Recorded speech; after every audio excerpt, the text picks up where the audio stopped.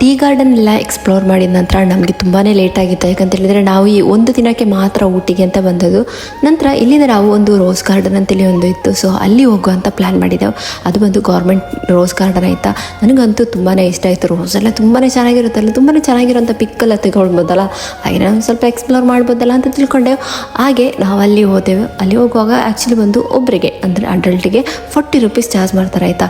Government rose garden ಅಂತೇಳಿ ಚೆನ್ನಾಗಿ ಅವರು ಪ್ರೂವ್ ಮಾಡ್ತಾರೆ. ಯಾಕಂತ ಹೇಳಿದರೆ ರೋಸ್ ಗಾರ್ಡನಲ್ಲಿ ರೋಸೇ ಇಲ್ಲ ರೀ. ಸತ್ಯ ಹೇಳಬೇಕು ಅಂತ ಹೇಳಿದರೆ ನನಗೆ ನಂಬಕ್ಕೆ ಆಗೋದಿಲ್ಲ.